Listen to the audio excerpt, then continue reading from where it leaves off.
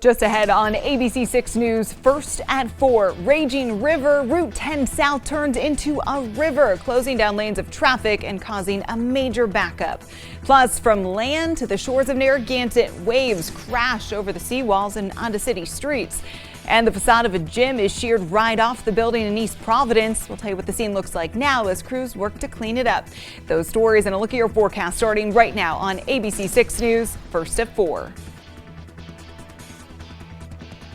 This is Southern New England's trusted news source, ABC 6 News, first at 4.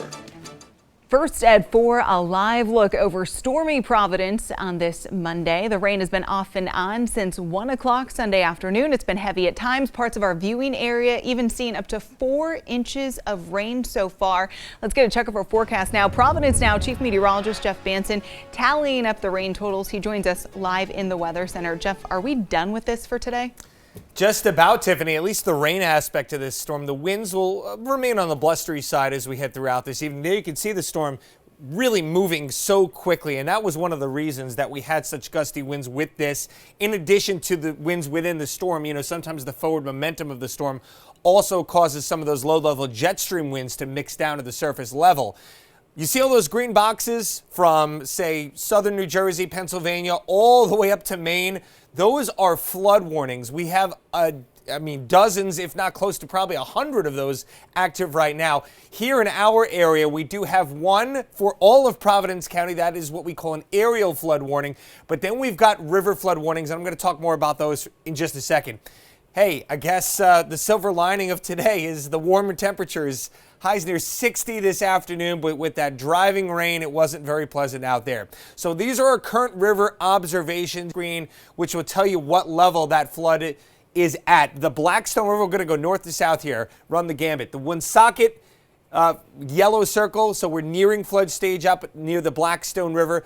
The Woonasquatucket is at major flood stage, not really impacting a lot of people because not a lot of low-lying areas, homes, businesses along that river, so that is the one good news there. But the Patuxent River, minor flood stage, forecast to get to moderate flood stage. That's in the Cranston, Warwicks area. Lots of populated spots over there. We've got the Wood Valley down, the Wood River down towards Hope Valley, and of course the Pawcatuck in Westerly. Just, again, a lot going on there, but of course all the rain has to go somewhere, right? And it empties from the tributaries eventually into these rivers. That's why we're seeing such bad flooding there.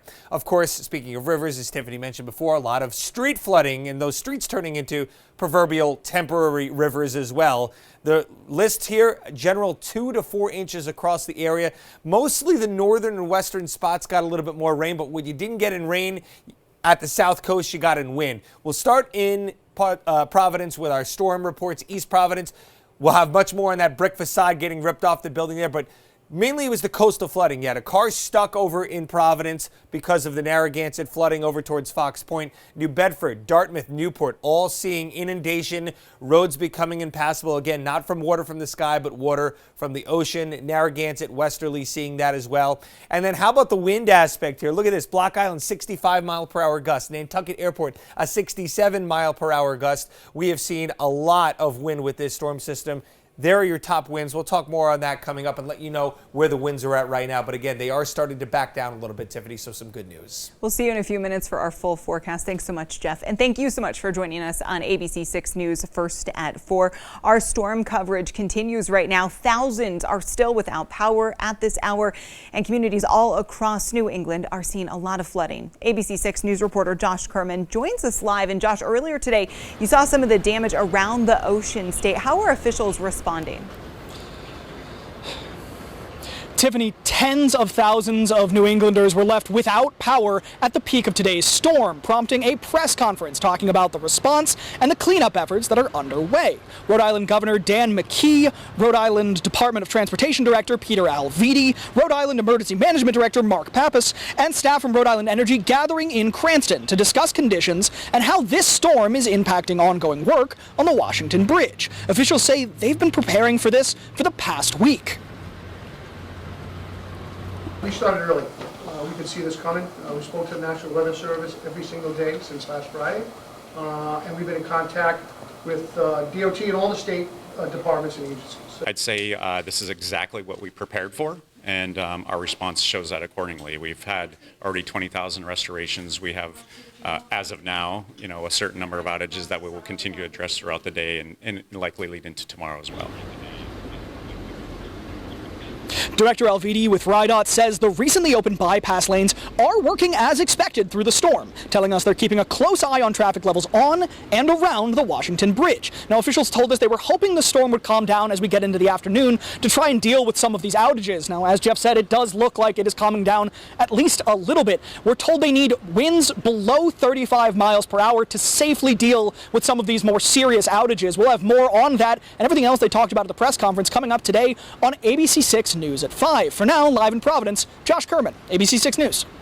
We'll see you in about an hour. Thanks, Josh. So at last check, there are more than 25,000 active outages in Rhode Island and more than 266,000 in Massachusetts.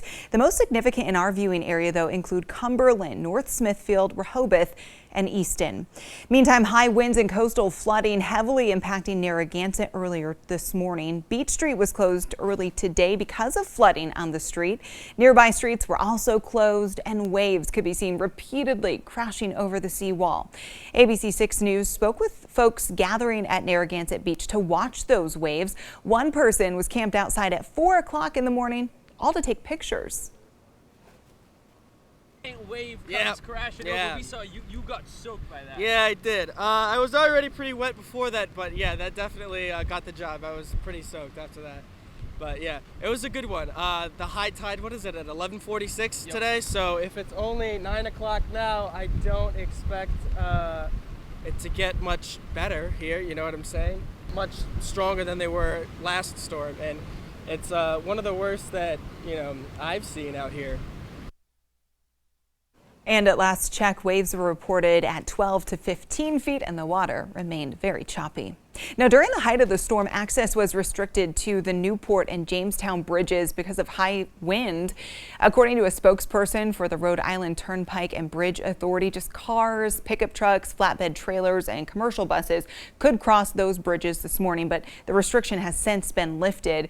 Restrictions do happen, though, when wind speed of 50 miles per hour lasts for at least 15 minutes.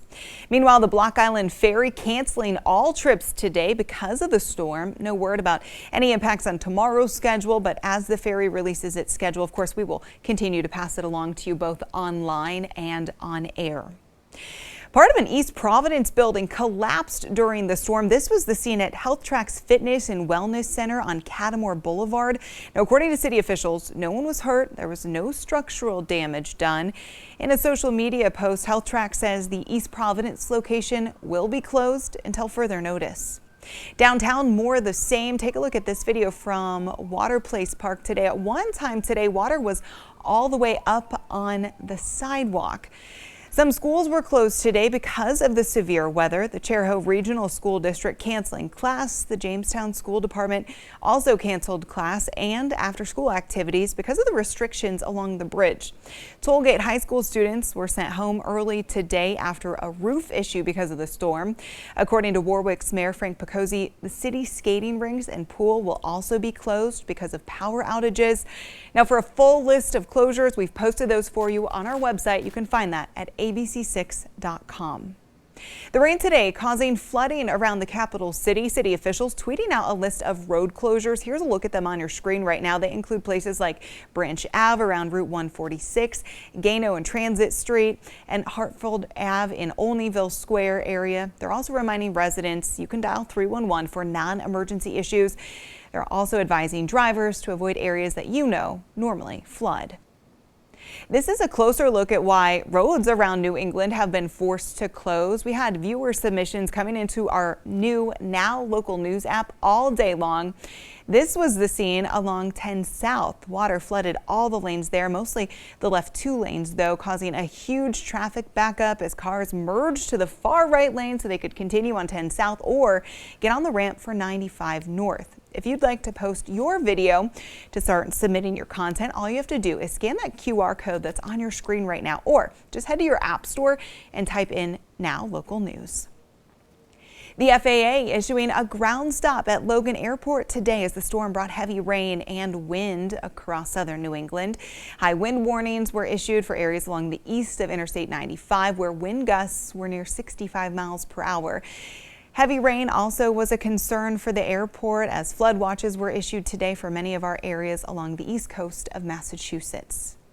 Meantime, in Norfolk, Mass, the storm forced several roads to be closed and it caused a lot of damage. You can see it here, the strong wind and heavy rain toppling trees. One homeowner was awoken this morning after a tree fell into his home just above his bedroom. It left this huge opening as rain continued to come into his home. Our neighbors in Connecticut also dealing with the intense wind and rain that we saw here in the Ocean State. According to the Greenwich Times, the storm dumped upwards of 4 inches in part of the state. Eversource Electricity reporting more than 80,000 outages at the height of the storm. The already saturated ground couldn't handle any more rain. That paired with the wind and old trees, well, they toppled over, taking power lines along with them. Meantime, the storm caused dozens of school closures in Connecticut, mostly in the northeastern part of the state. Hundreds of flights were canceled between JFK, Newark, and LaGuardia airports. Other news we're tracking this afternoon at 4 o'clock. A 27-year-old Westerly resident behind bars tonight in Florida. The Broward County Sheriff's Office was called to the Fort Lauderdale Airport on Sunday evening so that they could investigate a possible bomb threat.